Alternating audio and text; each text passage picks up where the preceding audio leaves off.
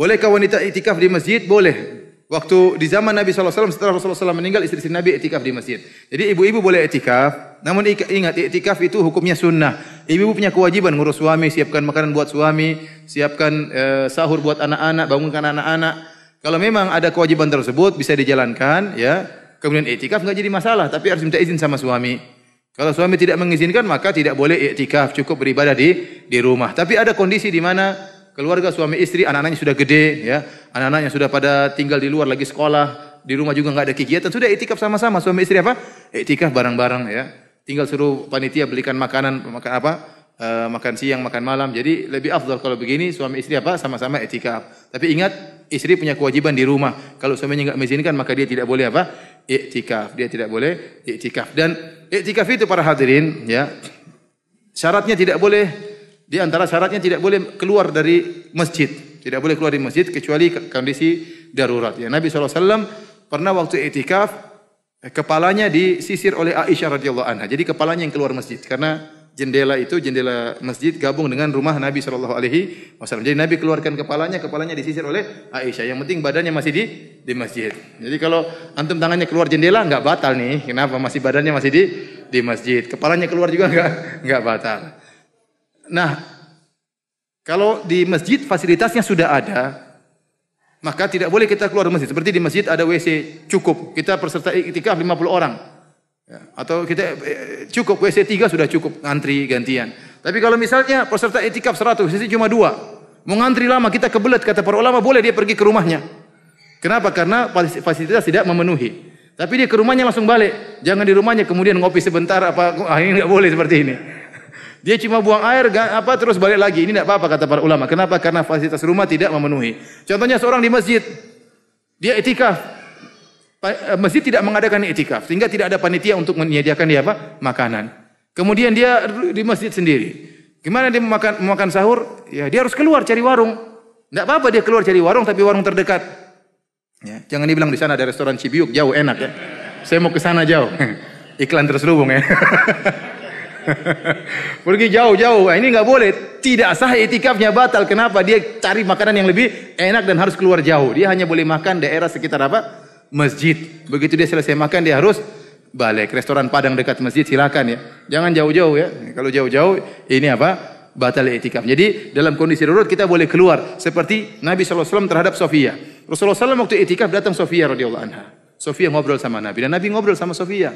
Ya, kenapa? Karena Rasulullah SAW sangat perhatian sama istri-istrinya, sama Sofia radhiyallahu anha. Sampai dia lagi sibuk ibadah, dia sempatin ngobrol sama Sofia, istrinya, lagi mengunjunginya di masjid. Setelah ngobrol, maka Rasulullah SAW keluar masjid ngantar Sofia. Ngantar Sofia pulang ke rumahnya. Karena itu di malam hari. Jadi iktikaf kita berusaha tidak keluar masjid kecuali dalam kondisi darurat dan hanya seperlunya saja. Wallahu alam bissawab. Wanita boleh iktikaf tapi harus minta izin sama suami.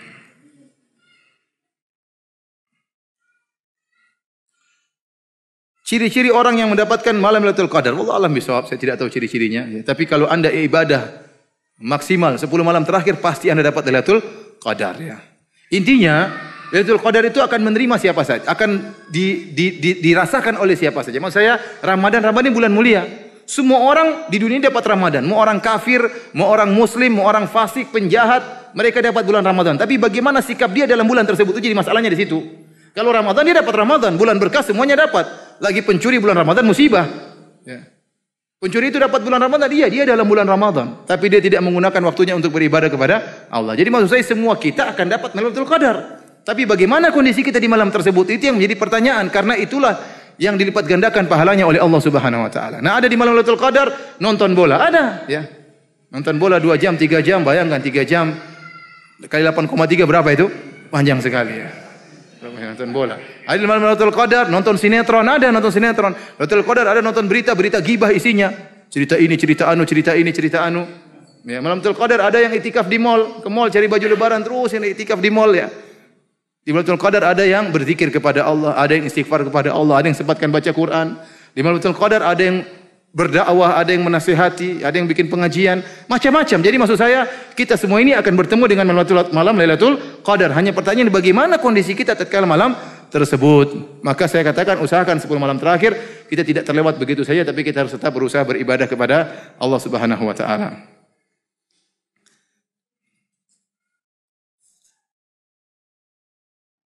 Bagaimana, bolehkah ikut imam yang sholat 4-4-3? Ini ada khilaf di kalangan para ulama tentang sholat 4-4-3. Sebagian mazhab mengatakan boleh. Dan ini masalah khilafiyah, maka kita saling menghargai. Meskipun saya sendiri lebih condong kepada sholat 2-2 ya. Bukan berarti saya menyalahkan 4-4-3. Ini pendapat kalau tidak salah mazhab Hanafiyah, seingat saya ya. Jadi ini masalah khilafiyah. Namun kalau bapak-bapak bertanya kepada saya, katakan yang paling saya sukai 2-2-2. Kenapa? Karena Nabi waktu sholat 4-4-3 itu beliau sholat sendiri, bukan sebagai imam. Dan Rasulullah SAW diriwayatkan dalam hadis-hadis yang sahih tentang cara solat sendiri tatkala beliau di rumah bervariasi. Beliau pernah solat di rumah 2-2-2 sebagaimana dalam hadis yang sahih dari Aisyah. Beliau juga pernah solat 4-4-3 sebagaimana dalam hadis yang sahih dalam dari Aisyah radhiyallahu anha. Kata Aisyah, yusolli arba'an. La tas'al an husnihinna wa tulihinna. Rasulullah SAW salat 4 rakaat. Jangan kalian tanya tentang panjangnya dan indahnya. Kemudian Rasulullah SAW istirahat. Rasulullah SAW lagi salat 4 rakaat. Ini menunjukkan Rasulullah SAW pernah juga salat 4-4-3. Tapi dia salat sendiri, bukan jadi imam. Rasulullah SAW juga pernah salat 7 rakaat langsung. Pada rakaat ke-6 Rasulullah SAW tasyahud awal. Rakaat ke-7 Rasulullah SAW salam. Jadi 7 rakaat 1 kali jalan. Tapi dia salat sendirian. Rasulullah SAW diriwayatkan dalam hadis yang sahih pernah salat 9 rakaat langsung. Rakaat ke-8 tasyahud awal, rakaat ke-9 salam. Nah, jangan sampai sebagian orang baca ini dalam hadis Rasulullah SAW pernah 9 rakaat langsung. Kalau gitu saya ingin sholat tarawih 9 rakaat sekali salam. Antum bayangkan ya. Kemudian rakaat pertama baca Al-Baqarah, rakaat kedua Ali Imran ya. Ada orang yang ingin buang angin pada rakaat kedua, dia harus tahan sampai rakaat ke-9.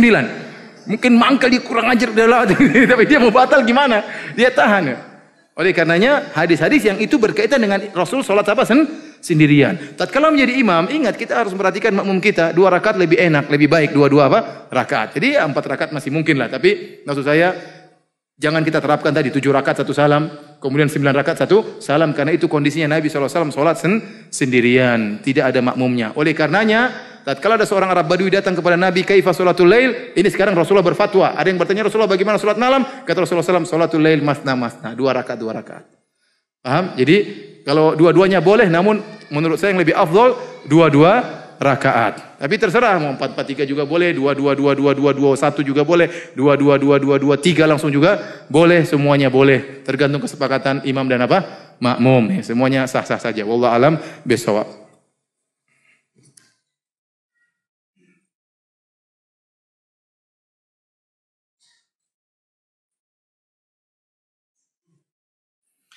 Adakah salat witir, salat sunat lain setelah salat witir untuk mengisi i'tikaf 10 malam terakhir? Yang terbaik salat witir dijadikan terakhir ya. Rasulullah SAW mengatakan ij'alu akhir salatikum bilaili witra. Jadikanlah salat malam terakhir kalian adalah salat witir. Namun qadarullah, seperti kalau kita di Madinah ya sudah, kita 10 malam terakhir 2 ronde ya. Ronde pertama 2 jam, ya mungkin jam 11 selesai. Kemudian kita istirahat. Jam 1 mulai lagi sampai jam 3 seperempat. Ronde kedua lebih panjang, 13 rakaat. Yang pertama 20 rakaat, yang kedua 13 rakaat. Biasanya selesai jam 3 seperempat. Nah, jadi waktu sholat panjang. Tapi kalau di Indonesia waktu sholat cepat. Tadi ada yang 23 rakaat 7 menit. Sisanya buat apa? Ya ada yang setengah jam, ada yang 1 jam. Masih banyak waktu Ustaz. Saya sudah witir sama imam Ustaz. Saya ingin sholat lagi. Silakan sholat. Namanya sholat lail. Tapi jangan witir lagi. Tadi sudah kita jelaskan. Rasulullah SAW pernah sholat 9 rakaat langsung, rakaat ke-8 beliau tasyahud, kemudian beliau rakaat ke-9 beliau salam, kemudian beliau sholat lagi 2 rakaat. Ini dalil Rasulullah SAW pernah genap setelah witir. Namun ini jarang dilakukan oleh Nabi, hampir tidak pernah, hanya sekedar menjelaskan bolehnya. Jadi sholat witir diakhirkan itu yang paling afdal. Namun kalau ternyata kita masih ingin rindu sholat setelah itu boleh, namun tidak boleh witir lagi. Karena Nabi berkata, la witrani fil lailah, tidak ada 2 witir dalam satu malam. Apakah sholat tarawih di masjid dan di rumah sama pahalanya atau tidak? Wallahu a'lam bishawab. Kalau untuk laki-laki yang lebih afdal di masjid, karena Nabi mencontohkan dan Nabi menganjurkan. Nabi mengatakan barang siapa yang sholat sama imam sampai selesai dicatat pahalanya sholat semalam suntuk ya. Karena seakan-akan Rasulullah SAW ingin menjadikan suatu syiar ya. Oleh karenanya kita berusaha sholat tarawih di masjid, dan ini syiarnya bulan Ramadan, sholat tarawih secara berjamaah. Syiar yang dihidupkan oleh Umar bin Khattab radhiyallahu taala anhu lagi ya. Setelah di zaman Abu Bakar tidak sempat dikerjakan karena Abu Bakar sibuk dengan kondisi politik tatkala itu. Abu Bakar hanya menjadi khalifah selama 2 tahun, muncul nabi baru, muncul orang-orang yang murtad, muncul orang tidak bayar zakat, maka Abu Bakar sibuk untuk mengatasi stabilitas, mengembalikan stabilitas politik. Tatkala di zaman Umar dihidupkan lagi sunnah yang diajarkan oleh Nabi sallallahu alaihi wasallam, maka dilaksanakan salat tarawih. Karena Nabi pernah salat tarawih 3 malam berturut-turut dengan para sahabat. Namun Nabi tidak melanggengkannya. Para sahabat keluar di malam keempat, Nabi tidak keluar. Kata Nabi, saya tahu kalian sudah ingin sholat tarawih, tapi saya tidak keluar. Kenapa? Saya takut diwajibkan.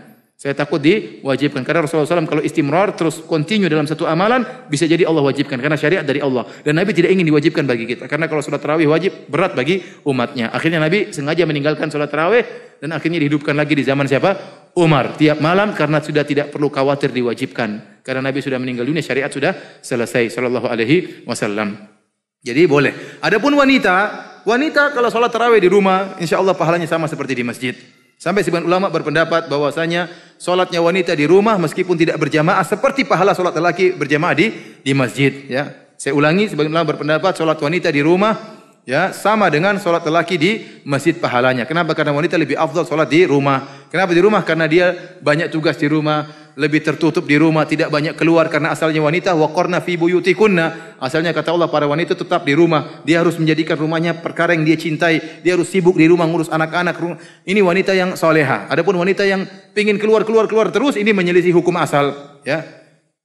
Menyelisih hukum sedangnya mall. Kalau di mall baru bahagia. Kalau di rumah enggak bahagia. Iya, jadi kalau dia pusing, kalau ada ibu-ibu pusing, Anda bawa ke mall, pasti pusingnya hilang. Gantian Anda yang pusing, ya. Para hadirin yang Subhanahu wa taala, jadi wanita sholat di rumah lebih afdal, tapi kalau dia ingin ke masjid, tidak mengapa, tadi syaratnya tidak boleh berhias. Ya, kalau kata mazhab Syafi'iyah, kalau ada wanita terkenal cantik, maka jangan ke masjid, karena bisa menimbulkan apa? Fitnah, ya. Ada juga gadis cantik, kita tunggu. Cowok-cowok akhirnya nunggu dia keluar dari rumah, ingin tarawih, semuanya pada nunggu. Mungkin imamnya juga bisa nunggu nanti suatu hari. Kalau imam sini enggak ya, maksud saya. Maksud saya demikian. Jadi kalaupun harus keluar rumah untuk ke masjid, maka tidak perlu berdandan, tapi yang biasa-biasa saja. Ketika seorang bermaksiat di malam Lailatul Qadar, apakah dosanya berlipat ganda? Tidak ada dalilnya. Cuma kita bilang sayang dia bermaksiat di malam apa? Malam yang mulia. Tapi tidak ada dalil bahwasanya dosanya berlipat ganda. Yang ada dalilnya pahalanya berlipat ganda. Wallahu alam bishawab. Patokan berpuasa adalah hilal. Bisa dijelaskan hilal yang mana? Yang bagaimana? Apakah bulan sabit, bulan setengah, atau bulan purnama? Bukankah setiap malam ada bulan? Itu hilal yang pertama kali muncul. Ya, yang disebut ada berapa derajat, ya, derajat di atas lintang itu berapa derajat, mungkin dilihat atau tidak. Ini mereka yang pakar melihat hilal, mereka bisa tahu, ya. Ya, tapi bukan hilal yang terus, ya, tapi hilal yang pertama kali muncul setelah dia redup kemudian muncul. Tapi harus hilal yang asli, ya, bukan hilal produk Cina katanya. Karena sebagian orang katanya, kenapa hilal di negeri kita berbeda dengan hilal di Saudi? Karena negeri kita produk Cina katanya. Yang asli di Saudi, ini nggak benar, ya. Benar bahwasanya si hilal dimanapun masing-masing punya hilal, ya. Dan yang dilihat adalah hilal pertama kali muncul. Bukan setengah bulan. Kalau setengah bulan sudah besar hilalnya. Bagaimana orang berpuasa tidak salat wajib? Sahkah puasanya? Ini kembali kepada masalah hukum kafir orang yang meninggalkan salat atau tidak. Bagi yang berpendapat bahwasanya meninggalkan salat adalah kafir, maka puasa orang sini tidak sah. Asalnya tidak sah karena dia bukan orang muslim. Tapi bagi yang berpendapat, jumhur ulama mengatakan orang yang meninggalkan salat ya karena malas, ya. Saya berbicara tentang orang yang meninggalkan salat karena malas, bukan yang mengingkari wajibnya salat. Kalau orang meninggalkan solat karena mengingkari wajibnya solat, menyatakan cukup iling saja, maka ini sepakat ulama, ijma ulama, orang ini bukan orang Islam. Ya, tapi berbicara tentang orang yang meninggalkan solat karena malas dan mengakui kewajiban solat tersebut. Jumhur ulama mengatakan bahwasanya orang seperti ini telah melakukan dosa besar, ya, lebih daripada berzina, ya, karena dosa besar ini dikhilafkan kafir atau tidak. Ya. Maka seperti ini bagi jumhur ulama, dia tidak kafir dan puasanya sah, akan tetapi puasanya tidak ada nilainya sama sekali karena telah melakukan dosa besar. Adapun seorang yang menyatakan pendapat ulama seperti riwayat dari Imam Ahmad bahwasanya meninggalkan salat kafir, maka puasanya tidak sah karena asalnya dia bukan seorang muslim. Apakah bila tidak niat tiap malam maka puasa tidak tidak sah? Para ulama menyebutkan bahwasanya boleh seorang berniat sebulan penuh. Supaya hati-hati saya berniat untuk puasa selama sebulan penuh. Akan tapi jika ternyata di tengah bulan tersebut ada bolongannya, maka dia ulangi lagi niatnya. Dia ulangi lagi, misalnya hari ke-12 ternyata dia batal, maka malam ke-13 dia ulangi, saya ingin berpuasa untuk menyelesaikan sampai sisa bulan. Tapi yang lebih afdal dia tiap malam memperbaharui niatnya. Ya sebelum tidur saya ingin puasa besok. Tapi sebenarnya Allah mengatakan boleh untuk berniat sekaligus sebulan. Wallahu ta'ala alam bisawab. Batalkah puasa kita misalkan kita tidur siang terus mimpi berhubungan dan keluar mani? Ini tidak batal ya. Ini mungkin rezeki ya. Ini tidak batal ya. Karena bukan antum yang usahakan, tetapi itu usaha terjadi dengan sendirinya. Bukan akan berbeda kalau antum yang melakukan usaha, melakukan sebab. Ini tidak, tiba-tiba antum tidur kemudian bermimpi keluar air mani, maka tidak batal ya dengan kesepakatan para ulama.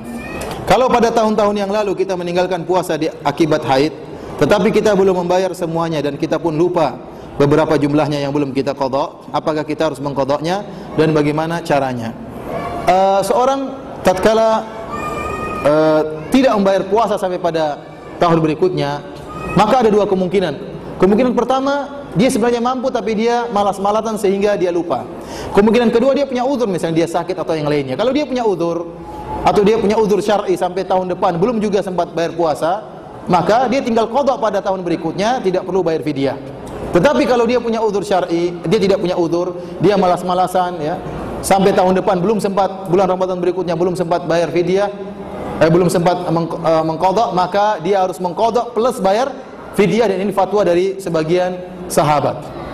Fatwa dari sebagian sahabat lebih hati-hati, dan dia harus istighfar karena dia telah menunda waktu pengqadha, waktu pembayaran puasa, waktu bayar qadha puasa sampai waktu yang telah ditentukan. Ustaz, katanya waktu berbuka dan bersahur itu jika berdoa maka akan diijabah doanya. Apa benar? Jika benar ya, bahwasanya di antara keutamaan orang atau fadilah berpuasa yaitu istijabatu doa, dikabulkannya doa seorang yang berpuasa. Disebutkan dalam hadis inda fitrihi. Dalam riwayat yang lain hina yuftiru, tatkala dia berbuka. Ada yang dalam hadis tatkala dia sedang berbuka.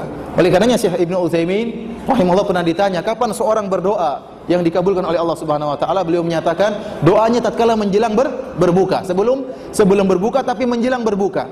Karena pada saat itulah seorang dalam keadaan lapar, dalam keadaan haus dan sangat berharap kepada Allah Subhanahu wa taala, dan sampai pada puncak ibadah. Tatkala itu dia benar-benar minta kepada Allah Subhanahu wa taala. Berbeda kalau dia sudah berbuka, sudah hilang dahaganya, rasa kebutuhannya mulai berkurang. Oleh karenanya Syekh Utsaimin mengatakan bahwasanya yang lebih afdal tatkala berdoa menjelang berbuka. Dan ini sering dilupakan oleh saudara-saudara kita ya. Saya sangat sayangkan di Indonesia ya, praktek ini kurang dipraktekkan. Beda kalau kita di Madinah, kalau begitu waktunya mau azan, maka kita lihat semua orang mengangkat kedua tangannya berdoa kepada Allah Subhanahu wa taala, mengharap kepada Allah Subhanahu wa taala. Kalau kita biasanya menjelang berbuka kita ngobrol-ngobrol, ketawa-ketiwi, pilih makanan kita kumpulkan, begitu Allah Akbar kemudian kita makan. Padahal di situ ada waktu mustajabah untuk berdoa. Oleh karena kita biasa kita tegur teman-teman kita berdoa ini menjelang berbuka. 5 menit sebelum berbuka kita kemudian menghadap kiblat, berwudu menghadap kiblat, kemudian kita berdoa kepada Allah Subhanahu wa taala. Bisa jadi doa tersebut pas dikabulkan oleh Allah Subhanahu wa taala apa yang kita inginkan. Afwan Ustaz, ana mau tanya, di bulan Ramadan bila ana safar berarti ana boleh membatalkan puasa?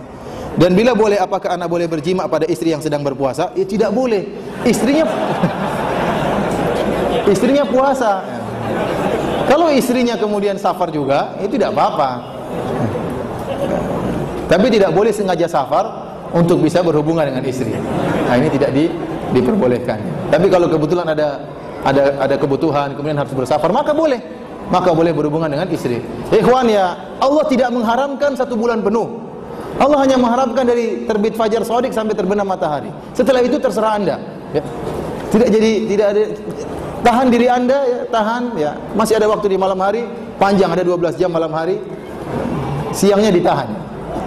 Sampai sebagian orang memang subhanallah, kita tidak bisa menganggap orang seperti kita. Sebagian orang ada yang syahwatnya menggebu-gebu, tidak bisa ditahan. Sampai ada seorang syekh cerita sama saya, pernah ada orang yang bertanya tatkala hajian kan tidak boleh berhubungan, haram berhubungan. Kalau berhubungan berarti hajinya batal dan harus bayar onta ya.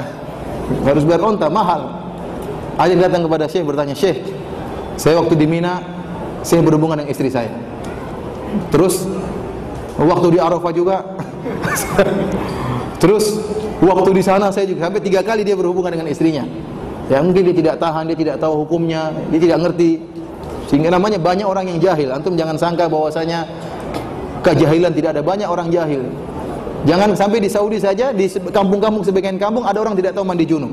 Ini saya tidak berbicara tentang di Indonesia, bahkan di negeri Saudi saja ada yang badui-badui sekali itu tidak tahu cara mandi junub.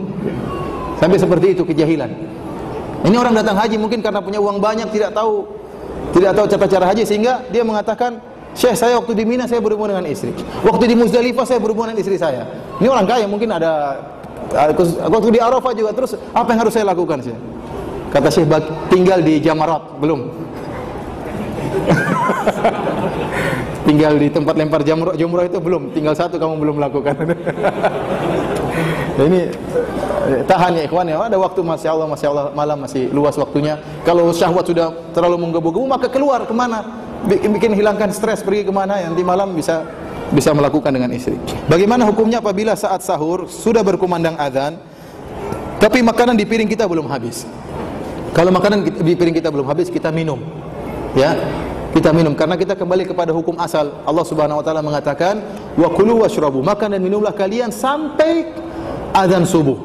Kalau sudah azan subuh, hukum asalnya berhenti. Ada rukhsah datang dalam beberapa hadis, ya.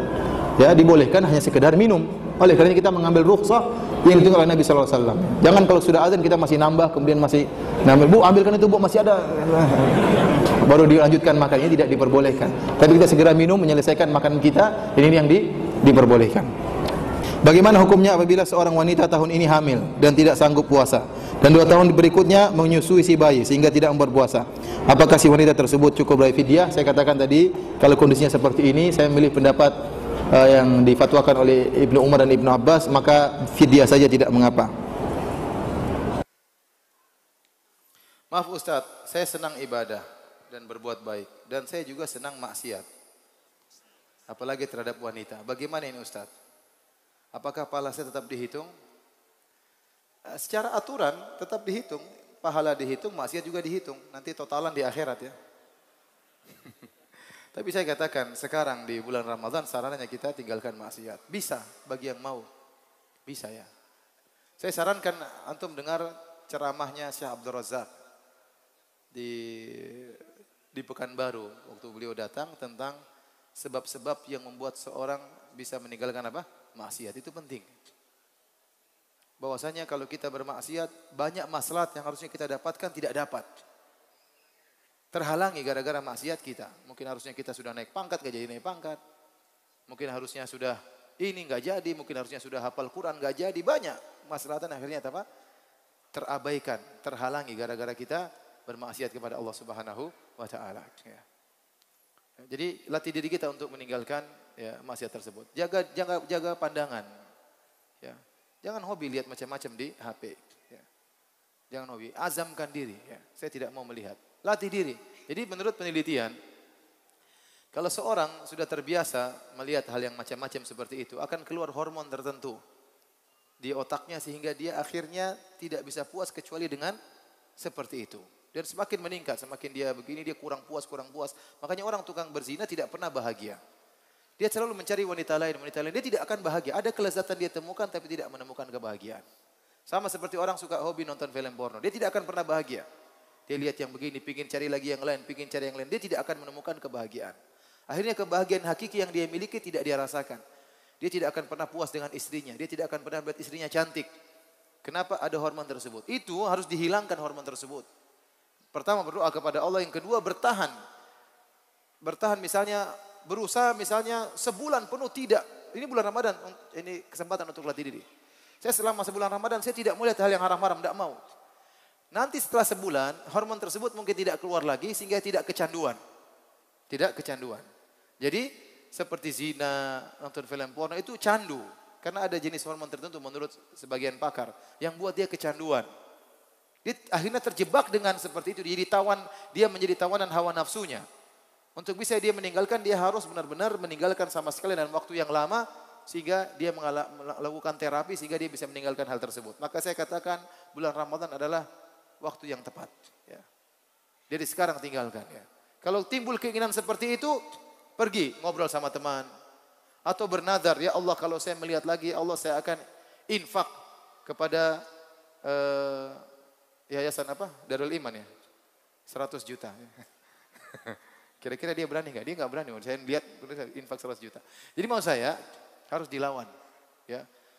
Dan di internet tuh banyak sekali sampah-sampah yang bisa dilihat. Kerusakan-kerusakan moral. Orang terbiasa ngelihat seperti itu. Ngelihat hal yang wanita-wanita yang tidak benar ini. Akhirnya moralnya rusak. Sehingga menurut dia mata dia akhirnya buka jilbab adalah hal biasa. Kenapa dia sering lihat? Giroh dia terhadap mengingkari maksiat hilang. Kemudian ada perzinahan, dia merasa biasa. Kenapa dia sering lihat juga orang berzina? Giroh dia terhadap mengingkari maksiat. Imannya berkurang, akhirnya habis, khawatir. Akhirnya kalau sudah begitu, kelezatan ibadah hilang. Salat tidak bisa khusyuk, baca Quran tidak bisa menangis. Kenapa? Hatinya penuh dengan maksiat. Saya sering sampaikan bahwasanya hati kita ini adalah wi'a, adalah istilahnya apa? Wadah. Tergantung apa isinya. Dan sumber corong pengisian adalah pandangan, pendengaran, omongan. Orang yang sering melihat yang haram itu terbiaskan pada hatinya. Orang yang sering mendengar yang haram terbiaskan pada hatinya. Orang yang sering umpat-umpat ngomong yang kotor terbiaskan pada hatinya. Sehingga kalau hatinya sudah kotor, penuh dengan noda hitam, bagaimana dia mau khusyuk? Susah. Maka latih diri untuk meninggalkan hal tersebut. Ya. Rajin ibadah tapi rajin juga apa? Maksiat. Ya. Jangan. Ini bulan Ramadan, bulan yang bisa merubah diri seseorang. Bisa merubah diri seseorang. Kita tidak tahu kapan kita meninggal dunia. Ada orang sedang maksiat tiba-tiba meninggal dunia. Sedang lihat yang enggak-enggak, tahu-tahu Allah cabut nyawanya. Ya. Malaikat maut kalau datang tidak lihat kondisi orang. Saya lihat tadi baru lihat di YouTube atau di Facebook, orang lagi nyanyi-nyanyi pada meninggal. Banyak lagi nyanyi meninggal, lagi joget meninggal, dikumpulkan semuanya. Ya. Makanya hati-hati. Ya. Maka seorang berusaha di bulan Ramadan perbaiki dirinya.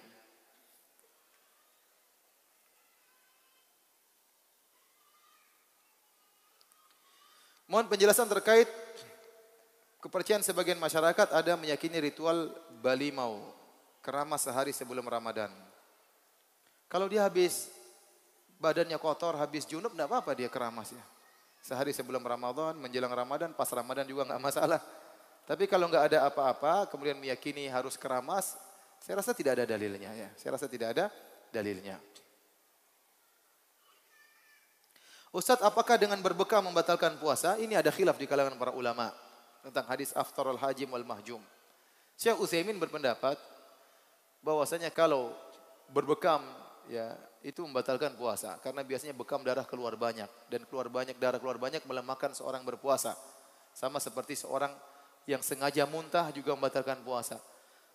Kenapa? Kalau dia sengaja muntah, ya berarti melemahkan dirinya dan syariat tidak ingin puasa menyebabkan orang sakit, maka dianggap batal. Ya. Ini khilaf ya. Allah alam bisawab. Saya belum pelajari lebih dalam lagi ya tentang masalah ini. Tapi lebih baik menjauhi bekam kalau bekam malam hari, berbekam malam hari supaya keluar daripada khilaf perselisihan ulama. Ustadz, apakah setelah sholat witir masih bisa sholat malam? Boleh, nggak ada masalah. Tentunya yang terbaik adalah menjadikan sholat witir terakhir. Baik, kita ada dua hadis. Ya. Hadis yang pertama kata Nabi SAW ada 3 hadis. Perhatikan 3 hadis ini. Yang hadis pertama, man shalla ma'al imami hatta yansarif kutiba lahu qiyamul lailah. Barang siapa yang sholat bersama imam sampai selesai, dicatat sholat semalam suntuk. Ini hadis pertama. Hadis kedua, ij'alu akhir salatikum bil lail witra. Jadikanlah sholat kalian yang terakhir witir. Hadis yang ketiga, la witrani fil lailah. Tidak ada 2 witir dalam satu malam. Saya ulangi 3 hadis ini. Yang pertama, barang siapa yang sholat bersama imam sampai selesai, dicatat sholat semalam suntuk. Yang kedua, jadikanlah sholat terakhir Anda adalah witir.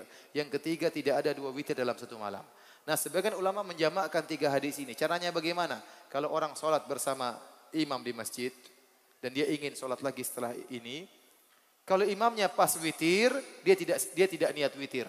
Begitu imamnya assalamualaikum warahmatullah, assalamualaikum warahmatullah, dia berdiri lagi tambah 1 rakaat. Baru kemudian dia salam. Sehingga rakaat tambahan tadi itu bukan sholat witir, tapi sholat kelanjutan sholat malam. Nanti malam dia bangun, dia sholat malam. 2 rakaat, 2 rakaat, 2 rakaat, 2 rakaat. Di akhirnya dia witir. Dengan cara begini, dia mengamalkan 3 hadis. Dia sholat sama imam sampai selesai. Dia menjadikan sholat witir yang terakhir. Dan tidak mengulangi sholat witir 2 kali. Ini cara pertama. Cara kedua, pendapat yang kedua. Dan ini juga pendapat yang kuat dan diamalkan oleh sebagian sahabat. Seorang sholat bersama imam sampai selesai. Imamnya witir, dia juga witir. Terus bagaimana? Setelah dia witir, kalau dia ingin sholat malam, silakan dia sholat malam. 2 rakaat, 2 rakaat, 2 rakaat. Tapi jangan witir lagi. Jangan witir lagi. Sudah 2 rakaat, lanjutin saja. Karena di antara dalil, ada dalam hadis disebutkan Nabi pernah sholat genap setelah ganjil. Nabi pernah sholat genap setelah ganjil. Namun itu jarang terjadi. Itu jarang terjadi. Dua-duanya boleh ditempuh. Cara pertama atau cara kedua.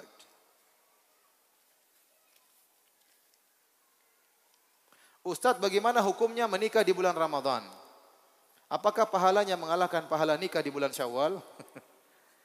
Karena Ramadan belum bulan dilipat gandakan pahala. Tidaklah.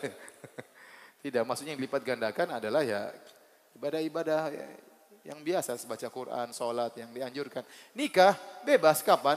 Ramadan, enggak Ramadan terserah. Justru kalau nikah di bulan Ramadan semakin berat ujian. Bayangkan nikah bulan Ramadan, kemudian malam pertama, besok siang, waduh gelisah. Ya. Hari terasa lama sekali ya.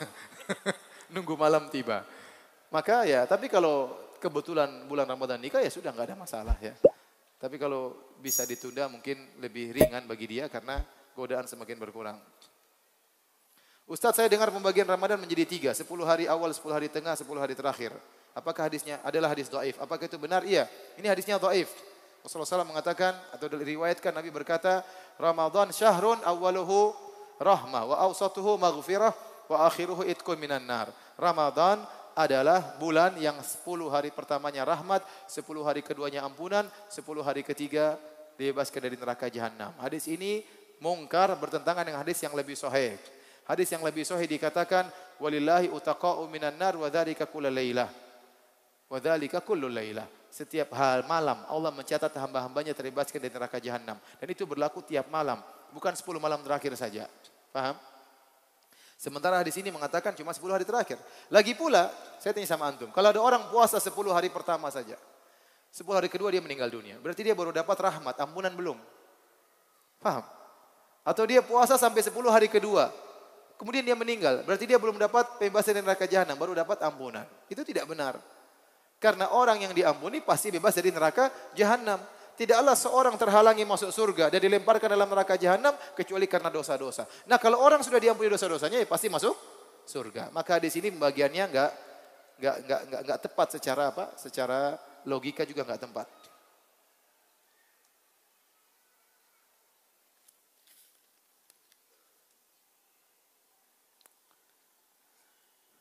Wanita yang diberikan keringanan haid di bulan Ramadan, apakah puasnya harus diganti di hari lain? Padahal itu kan bentuk rizki yang diberikan oleh Allah. Itu bukan rizki, itu ujian ya. Jadi diganti di hari yang lain. Puasa diganti, sholat tidak perlu diganti. Jadi wanita yang haid, dia puasa di hari yang lain, adapun sholatnya tidak perlu diganti. Bonus, tidak perlu diganti. Ustadz, bagaimana teknis berdoa atau beristighfar dalam waktu makan sahur? Ya maksudnya sebelum makan lah, kita bangun di waktu sahur. Sempatkan kita berdoa kepada Allah, beristighfar kepada Allah. Atau setelah sahur masih ada waktu, ya silakan berdoa, beristighfar kepada Allah. Secara umum waktu sahur adalah waktu yang mustajab.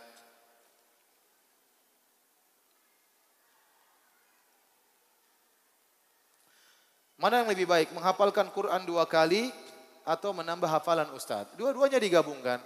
Kalau memang Anda harus menambah hafalan cuma khatam sekali, tidak apa-apa ya. Usahakan untuk khatam ya. Yang penting banyak baca Quran ya.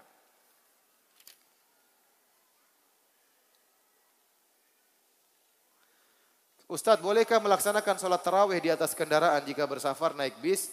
Ya sholat sendirian, qiyamul lail. Boleh, nggak ada masalah. Boleh dia sholat meskipun di atas bis atau dia di atas pesawat, silakan dia sholat, nggak ada masalah.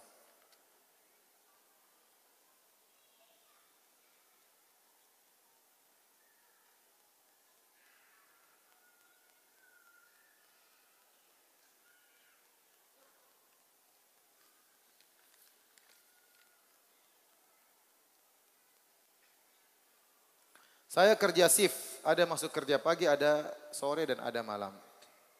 Pertanyaan, amalan ringan apa yang bisa berpahala besar yang sering dilakukan Nabi saat Ramadan, baik saat puasa atau malam? Apakah sholat tarawih bisa dilakukan saat Isya pulang, saat saya pulang kerja jam 12 malam? Boleh. Jadi sholat malam kalau tidak memungkinkan kita untuk sholat bersama imam, kapan saja, yang penting setelah sholat Isya. Mau jam 9, mau jam 8, mau jam 12, mau jam 1, enggak ada masalah.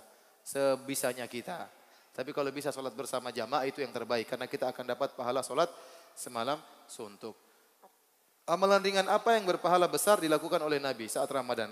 Nabi SAW waktu Ramadan beribadah semaksimal mungkin. Ya, makanya dalam hadis disebutkan, kana Nabi SAW ajwadan nas. Hadis Ibnu Abbas dalam Sahih Bukhari. Rasulullah SAW adalah orang yang paling dermawan. Wa kana ajwadu ma yakun fi Ramadan. Dan di Ramadan justru lebih dermawan lagi.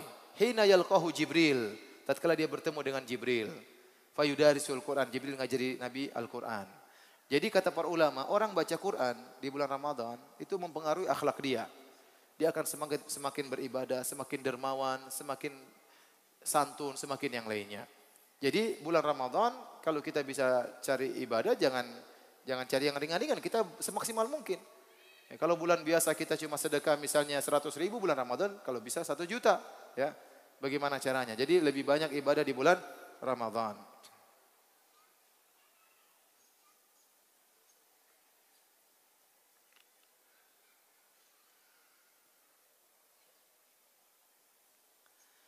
Asif jiddan ya Ustadz, ana dulu terjerat dalam lingkaran gay. Ya. Dan sekarang ana berusaha hijrah. Dan mohon didoakan agar istiqomah. Insya Allah saya doakan ya.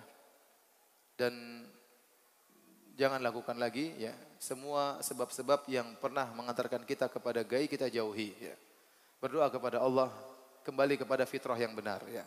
Karena gay itu adalah kerusakan fitrah. Betapa banyak orang tadinya tidak gay karena salah pergaulan, karena salah tontonan ya. Karena mungkin pernah disodomi, akhirnya dia menjadi seorang gay ya. Maka berdoa kepada Allah, latih bela diri misalnya, olahraga yang menunjukkan kejantanan ya. Ya, baru kemudian menikah ya. Kemudian salurkan syahwat pada tempat yang benar dan banyak berdoa kepada Allah Subhanahu wa taala ya. Sebenarnya saya sempat bertemu dengan sebagian orang, saya ke Bali. Teman-teman cerita ada beberapa gay yang sudah tobat, benar-benar tobat dan sudah normal. Saya sempat bilang sama dia, tolong suruh temanmu itu yang sudah tobat. Dan banyak orang, bukan 1-2 orang. Tolong tuliskan buku. Bagaimana cara dia bertobat, bagaimana cara dia kembali kepada sesuatu yang normal. Agar bisa bermanfaat bagi orang-orang yang terkena syahwat gay, syahwat homoseksual. Ya, karena sebagian orang menganggap tidak mungkin bisa berubah. Ternyata bisa. Ya. Ini waktu saya dapat informasi ini waktu saya ke Bali. Ya, karena di Bali kan banyak pergaulan yang bebas. Ya. Alhamdulillah sebutkan ada sebagian ikhwan-ikhwan yang akhirnya bukan ikhwan, maksudnya orang yang akhirnya taubat dan hidup sekarang normal, biasa. Dia bisa melepaskan syahwat setannya tersebut ya. Di minggu terakhir Ramadan, biasa kami pulang kampung. Bahasa kerennya apa, mudik ya. Mana yang lebih utama, tetap puasa atau batal puasa? Ini berkaitan dengan musafir. Jadi musafir, ya, musafir dibolehkan berbuka secara mutlak. Mau safarnya susah, mau safarnya ringan, mau safarnya berat, mau safarnya gampang, dibolehkan berbuka selama statusnya musafir. Tetapi pembahasannya mana yang lebih afdal? Berbuka atau puasa? Jawabannya tergantung kondisi dia. Kalau kondisi dia ternyata safarnya mudah, dia tidak merasa keletihan, dia tidak merasa kehausan, apalagi dia pergi naik pesawat, kemudian turun masuk di ruang tunggu juga ada AC-nya, kemudian dijemput sama mobil, kemudian masuk ke hotel, ringan, tidak ada susahnya. Maka lebih utama dia berpuasa kata para ulama. Kenapa di zaman Nabi tatkala orang-orang bersafar ada sebagian sahabat puasa, ada sebagian sahabat tidak berpuasa. Jadi mana yang lebih afdal kata para ulama? Yang afdal kalau ringan hendaknya dia berpuasa. Kenapa? Kalau dia berpuasa, pertama dia berpuasa di bulan Ramadan, dia berpuasa di bulan mulia. Yang kedua dia lebih cepat melepaskan kewajibannya. Yang ketiga lebih mudah. Kenapa? Banyak temannya yang berpuasa. Ya. Tapi kalau berat, dia merasa berat, kehausan, kepayahan, maka lebih afdal dia berbuka. Kata Nabi SAW, "Laisa minal birri asyamu fis safar." Bukan merupakan kebaikan berpuasa tatkala sedang safar. Jadi kalau orang dalam kesulitan, ngapain dia susah-susah? Dia berbuka. Mengambil apa? Mengambil rukhsah dari Allah Subhanahu wa taala. Jadi dilihat kondisinya. Tergantung ya, kalau naik mobilnya mobil enggak ada AC-nya, kemudian harus campur dorong, ya ini mungkin lebih baik berbuka ya. Tapi kalau mobil mewah ada supirnya suruh berbuka, kita nggak usah. Supirnya setengah mati, angkat-angkat barang, kita santai bos di belakang, ya puasa aja kalau memang ringan ya. Jadi kembali kepada kemampuan kita. Intinya kalau ringan lebih baik berpuasa, kalau berat mending berbuka. Baik berat atau ringan dibolehkan untuk apa? Berbuka.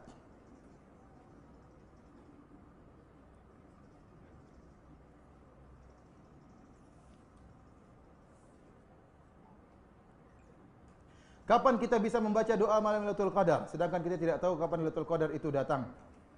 Kita bisa baca kapan saja. Setiap malam juga boleh. Itu doa yang bagus ya. Dan lebih bagus lagi kalau dibaca di malam Lailatul Qadar. Oleh karenanya kita perbanyak doa itu. Allahumma innaka afuwun tuhibbul afwa fa'fu anni, terutama 10 malam bulan terakhir di bulan Ramadan.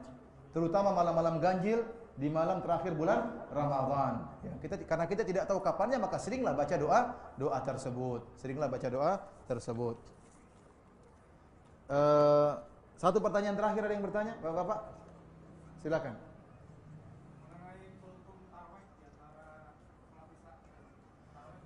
Sebenarnya tidak ada masalah tatkala bulan Ramadan ada pengajian. Selama itu tidak mengadakan kultum setelah tarwih atau sebelum tarwih atau setelah witir, selama tidak dianggap sebagai suatu ritual ibadah, hanya sekedar ini kesempatan, maka tidak mengapa. Sama seperti di Masjid Nabawi, setiap maghrib sampai isya selalu ada pengajian. Dan ini tidak pernah dicontohkan oleh Nabi. Setiap maghrib sampai isya pasti ada pengajian. Tidak, itu hanya sekedar kesempatan karena orang-orang menunggu dari maghrib sampai apa? Isya. Sama seperti Ramadan, mungkin musim Ramadan orang banyak kumpul, kita bikin kultum setelah sholat subuh. Atau kita bikin kultum menjelang apa? Tarawih ya. Oleh karenanya saya rasa masyarakat juga tidak. Tapi kalau sudah dianggap sebagai ritual, maka ini bid'ah. Tapi kalau tidak dianggap sebagai ritual, hanya sekedar ini momentum yang pas ya, kesempatan yang baik. Oleh karenanya para jamaah senang kalau ustadznya nggak datang. Senang atau tidak? Senang. Berarti mereka tidak menganggap itu sesuatu yang apa? Yang harus ya. Oleh karenanya tidak mengapa ya. Kalau bisa setelah witir ya. Jadi sebagian orang kan tarawih kemudian apa? Ceramah baru witir. Ini ngapain motong-motong seperti ini? Kalau mau sebelum tarawih sekalian atau setelah witir apa? Sekalian ya. Ini tidak jadi masalah insyaallah selama tidak dianggap sebagai ritual apa? Ritual ibadah. Wallahu alam, yang saya lihat masyarakat juga tidak menganggap sebagai apa? Ritual. Mereka anggap ini sekedar kesempatan saja tatkala orang-orang berkumpul. Wallahu alam bisawab. Demikian saja para hadirin hadirat kajian kita pada kesempatan hari ini. Saya mau bertanya, mana yang didahulukan ketika berbuka setelah minum air putih atau makan korma? Apakah makan yang telah dihidangkan atau salat maghrib di masjid? Sebab saya pernah baca hadis bahwa apabila makanan telah dihidangkan hendaknya makan dahulu, meskipun salat jamaah tidak ikut. Kurang lebih begitu terjemahannya. Benar, idza hadara al-asya fabda'u bil asya ya. Atau kalau sudah tiba makan malam, maka mulailah dengan makan malam terlebih dahulu. Seperti kata Nabi sallallahu alaihi wasallam, la salata li hadratit ta'am, tidak ada salat bagi orang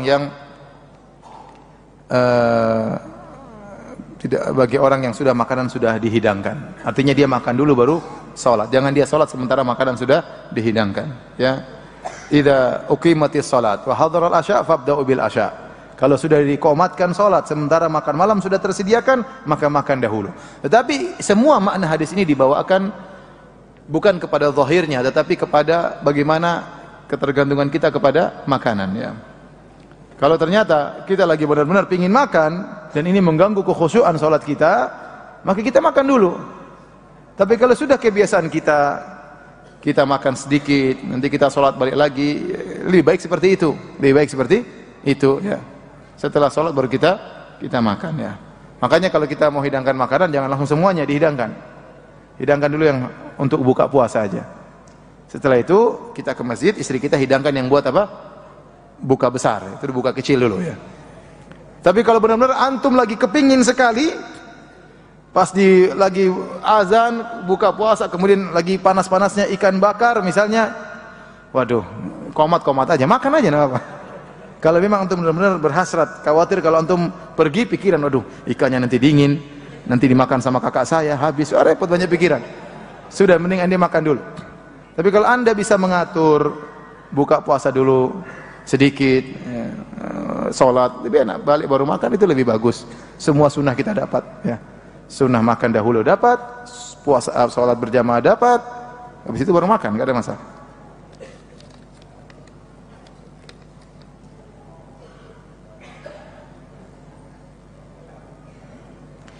Saya mau bertanya apa yang dilakukan ketika berbuka puasa yang sesuai sunnah?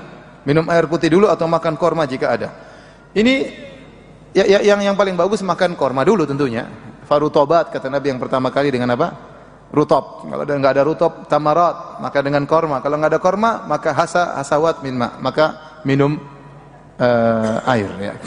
Jadi urutannya rutop. Kalau nggak ada rutop baru apa? Korma yang biasa. Ya. Kalau nggak ada air putih. Jadi korma terlebih dahulu. Ya. Setelah kita minum baru kita baca zahabat dhama'u wa btallatil uruqu wa thabatal ajr insyaallah. Jadi bismillah kita buka dulu ya. Buka ya korma ya. Tapi kalau orang sudah sangat haus langsung air enggak ada masalah ya. Cuma ini sunnahnya kata Nabi rutop terlebih dahulu ya.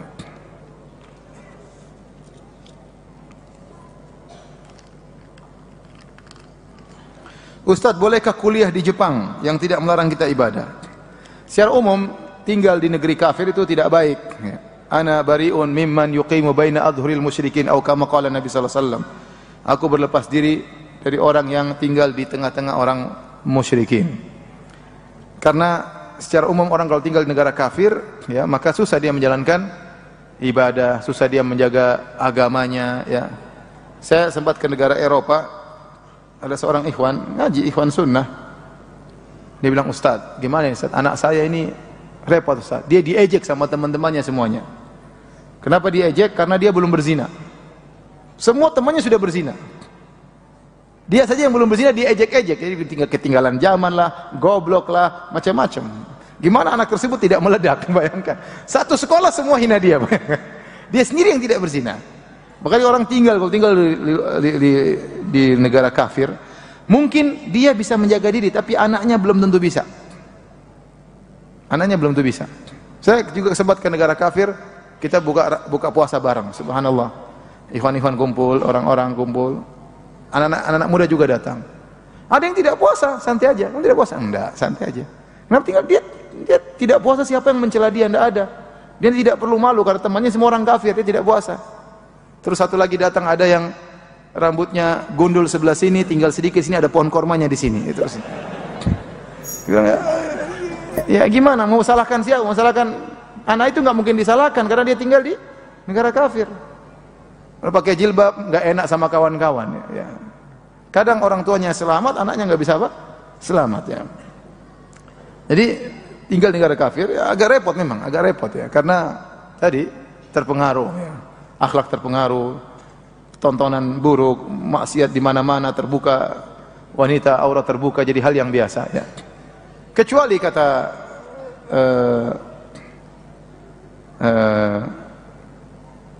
sebagian ulama seperti Al-Mawardi dinukil oleh Ibnu Hajar dalam Fathul Bari, kecuali orang tersebut tinggal di negara kafir kemudian dia berdakwah dan dia bisa beribadah dengan baik. Nah, ini bisa jadi dia lebih bermanfaat daripada dia balik ke kampungnya. Kalau dia punya peran di sana, ya. Ini enggak apa-apa. Seperti orang tinggal di sana tapi dia dakwah dimasukkan orang ke dalam Islam, ini enggak apa-apa. Kata Al-Mawardi dalam disebut oleh Ibnu Hajar dalam Fathul Bari, ini tidak mengapa, bahkan lebih baik seakan-akan dia tinggal di negara Islam karena dia bisa berperan, dia bisa menjalankan ibadah. Tapi kalau di negara kafir tersebut susah, ini enggak boleh, anu enggak boleh, ini enggak boleh, jangan tinggal di situ. Masih banyak tempat untuk pergi pulang kampung aja ya. Nah, bagaimana kalau seorang belajar di negara kafir? Kalau belajarnya waktu tertentu dan ilmu tersebut tidak ada kecuali cuma di sana, ya. Dan dia bisa menjaga diri. Dia menjaga diri dua hal. Pertama, dia menjaga diri dari syahwat, menjaga diri dari syubhat. Betapa banyak orang belajar negara kafir pulang-pulang jadi liberal. Pulang-pulang jadi liberal. Repot. Betapa banyak orang negara kafir pulang-pulang jadi sudah dia jilbab dilepas, maksiat, zina.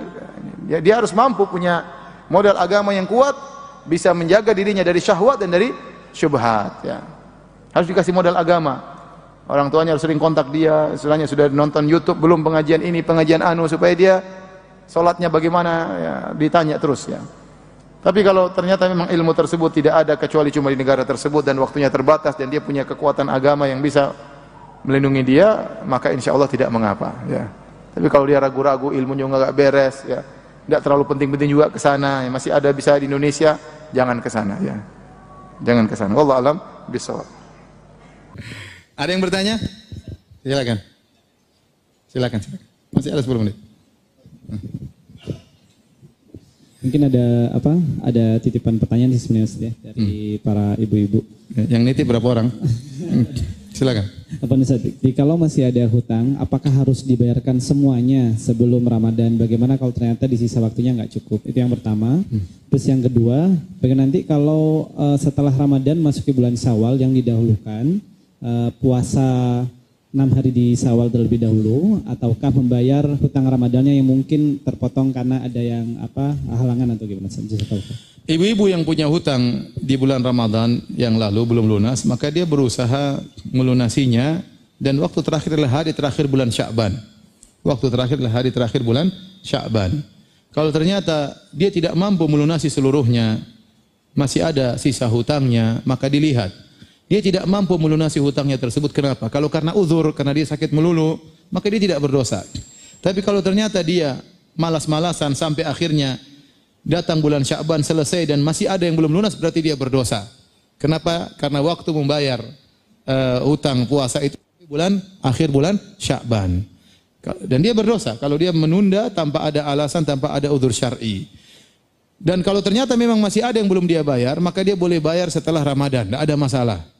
Tidak ada masalah dia bayar setelah Ramadan. Kalau dia bisa, dia tambah 1 hari yang belum sempat dia bayar di bulan Sya'ban, dia bayar setelah bulan Ramadan 1 hari, dia tambah lagi dengan bayar fidyah. Jadi misalnya dia punya utang 30 hari. Ternyata di bulan Sya'ban dia hanya bisa bayar 15 hari. Masih 15 hari dia belum bayar. Dia bayarnya setelah Lebaran, tidak apa-apa. 15 hari tersebut disertai dengan memberi makan fakir miskin 1 hari 1 kali makan. Cari 15 orang fakir miskin dan dia bayar 15 hari tersebut. Kemudian kalau ternyata dia sudah selesai Ramadan, kemudian datang bulan Syawal dan kita tahu ada keutamaan puasa 6 hari di bulan Syawal dan dia masih punya utang, maka dianjurkan sebaiknya dia selesaikan terlebih dahulu utang puasanya. Baru dia puasa Syawal. Kalau dia punya utang 15 hari, 7 hari, dia selesaikan 7 hari tersebut. Baru dia puasa Syawal. Tetapi kalau ternyata dia punya uzur, dia safar sini, safar sana, kemudian tinggal 6 hari bulan Syawal dan dia belum membayar hutang Ramadannya, maka pendapat yang saya pilih, dia boleh Syawalan dulu, baru dia mengqadha bulan Ramadannya belakangan, tidak apa-apa. Tapi kalau dia punya waktu lapang, hendaknya dia membayar qadha dulu, baru kemudian puasa Syawalan. Wallahu a'lam bishawab. Ada lagi yang bertanya? Ya. Waalaikumsalam.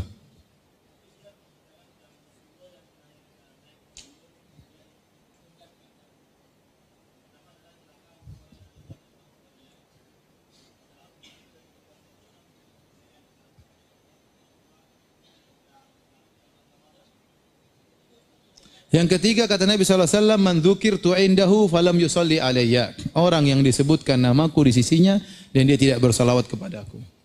Karena itu mudah. Kenapa? Dia celaka. Kenapa? Karena ini amalan mudah, pahalanya besar. Kata Nabi SAW, man shalla alayya wahidatan sallallahu alaihi asyarah. Barang siapa bersalawat kepadaku sekali, Allah bersalawat kepadanya 10 kali. Amalan yang mudah, kenapa dia tidak mengucapkan cuma mudah sallallahu alaihi wasallam? Mudah kan? Sallallahu alaihi wasallam atau alaihi salatu wassalam. Mudah. Tidak, kalau mau panjang bisa Allahumma sholli ala Muhammad wa ala ali Muhammad kama sholli, tapi kan susah. Paling tidak kita bilang apa? Sallallahu alaihi wasallam. Baik, ada lagi yang bertanya? Silakan. Ya, Waalaikumsalam. Untuk yang biasa salat puasa sunnah itu terakhir di Sya'ban, puasa sunnahnya kapan sih? Kalau biasa puasa sunnah, misalnya puasa Senin Kemis atau puasa Daud, maka dia lanjutkan. Kapan saja, sampai hari terakhir enggak ada masalah. Yang Rasulullah larang itu yang tidak biasa puasa. Makanya kata Nabi SAW, illa rajulun kana yasumu sauman falyasumhu. Kecuali seorang yang biasa berpuasa, maka lanjutkan puasanya. Demikian juga ini bagi puasa sunnah, yang biasa puasa sunnah lanjutkan meskipun lewat tengah Sya'ban. Demikian juga bagi orang yang punya hutang puasa, dia boleh bayar sampai akhir Sya'ban. Paham? Baik, ada lagi yang bertanya? Silakan. Waalaikumsalam.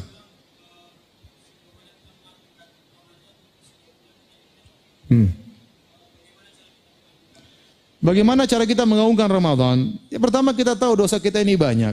Kita tidak tahu umur kita sejauh mana. kesempatan bagi kita untuk diampuni oleh Allah Subhanahu wa taala. Apalagi di bulan Ramadan ada namanya Lailatul Qadar. Lailatul Qadar seperti 1000 bulan. Barang siapa yang beribadah diridhoi oleh Allah pada malam tersebut, seperti dia beribadah 83 tahun. Kita agungkan, kita ingat pahala-pahala besar seperti sehingga kita semangat tatkala di malam-malam ganjil 10 hari terakhir. Kesempatan. Kalau Anda punya umur masih 10 tahun dan setiap tahun Anda dapat Lailatul Qadar, Anda seperti ibadah 830 tahun. Dan ini nikmat yang Allah berikan kepada umat ini karena umat ini umurnya pendek. A'maru ummati baina sitin wa sab'in aw qalla man yajuzu dzalik. Umur umatku antara 60 sampai 70 dan sedikit yang melampaui 70. Adapun umur umat-umat terdahulu, ada yang sampai ratusan, ada yang sampai 1000 tahun. Maka Allah ingin umat ini mulia, di antaranya Allah beri bonus dengan namanya Lailatul Qadar. Dan itu kita minta sejak awal, ya Allah berilah taufik kepada aku untuk bisa beribadah di malam Lailatul Qadar. Karena orang kalau tidak diberi taufik di malam-malam ganjil, dia tidak beribadah. Mungkin dia nonton sinetron, mungkin dia tidur, ya pada isya langsung tidur, bangun apa?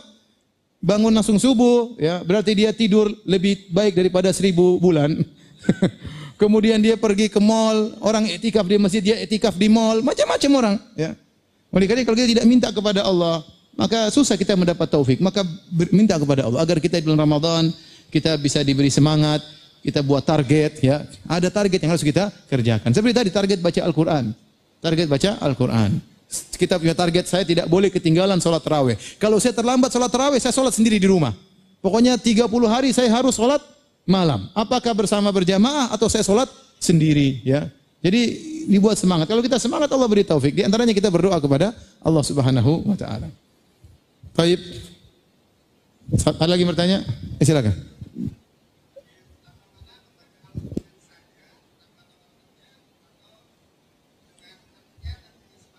Sebenarnya baca Quran, baca artinya, baca tafsirnya, tapi ente nggak mampu. Sebenarnya kalau kita punya waktu, kita baca semuanya. Baca Quran, baca artinya, baca apa? Tafsirnya. Tapi kita nggak mampu. Maka yang terbaik adalah baca Quran dengan mengerti artinya. Paling tidak kita baca terjemahannya. Baca terjemahannya juga itu dapat pahala. Kesempurnaan dari kita membaca Al-Quran. Tapi kalau kita nggak sempat, baca Al-Quran saja kita sudah dapat pahala. Ya satu huruf 10 pahala. Tapi kalau ada sisi waktu, kita baca apa? Baca artinya. Makanya Ibnu Qayyim berkata, membaca satu ayat saja dalam Al-Quran, bitafakkurin wa tadabburin. Dengan tafakkur dan tadabbur lebih baik daripada khatmah Al-Quran. Daripada satu kali khatam Quran tanpa ada tadabbur. Ini kata Ibnu Qayyim. Jadi kita gabungkan dua-duanya. Ya, kalau kita tahu bahasa Arab, insya Allah mudah. Tidak usah baca terjemahannya. Tapi kalau antum nggak tahu bahasa Arab, ya, kerja 2 kali. Makanya supaya nggak kerja 2 kali, ente belajar bahasa Arab. Baik, ada lagi yang bertanya? Oke, baik, ini paling terakhir. Bisa terakhir. Ya, silakan. Karena di sini Ustadz masih ada jadwal di tempat lain. Pembatal pahala Qiyamul Lail, memang saya belum sempat baca dari perkataan para ulama apa yang disebut membatalkan pahala Qiyamul Lail. Saya tidak tahu apa, ya.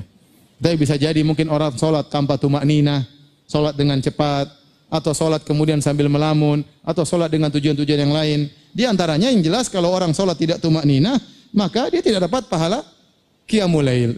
Seperti rekor yang dilakukan oleh orang Indonesia, ya. 23 rakaat dalam waktu 7 menit. Itu rekor dunia, mungkin belum ada di tempat yang lain, ya. Ya, sampai saya pernah naik pesawat, saya ketemu dengan orang Arab. Dia tunjukkan saya video itu. Kata, "Akhi, ini video di mana ini? Di Thailand atau di mana?" Ngejek ya dalam hati. Indonesia, saya bilang. Kata, "Coba sholat kayak begini. Bisa gak antum antar saya ke orang ini? Saya mau nasihati mereka." Bayangkan saya di pesawat dibilangin gitu. Saya bilang, "Masya Allah, ini pecahkan rekor." Allahu Akbar, Allahu Akbar, Allahu Akbar. Nggak dapat pahala. Nggak dapat pahala. Antum nanti bulan Ramadan, cari imam yang buat antum sholat tambah iman. Cari masjid yang kalau antum sholat di belakangnya, selesai sholat antum merasa ada iman. Jangan cari sholat yang paling cepat. Ada orang senang sana bagus sholatnya, kenapa? Imamnya Al-Fatihah 1 nafas. Saya bilang saya tidak suka, saya pingin yang Al-Baqarah 1 nafas, ada atau tidak? Kalau ada saya mau ke situ, ya. Jadi kita cari imam yang kalau dia baca kita dapat tambah iman. Cari imam yang seperti itu. Bukan masalah cepat-cepat yang penting kita tarawih. Tidak, bukan yang penting kita tarawih, tapi tarawih itu pengaruh menambah iman kita. Itu yang kita cari. Enggak apa-apa kita selektif masjid, enggak ada masalah. Kecuali antum di masjid selalu dicari. Mana si fulan kok enggak sholat di masjid kita? Jangan, ya sholat situ aja karena itu akan menimbulkan fitnah. Kalau antum tidak di masjid. Tapi kalau antum enggak dicari sama jamaah, sudah cari masjid yang cari masjid yang bisa menambah iman. Tapi demikian saja kajian kita, kurang lebih saya mohon maaf.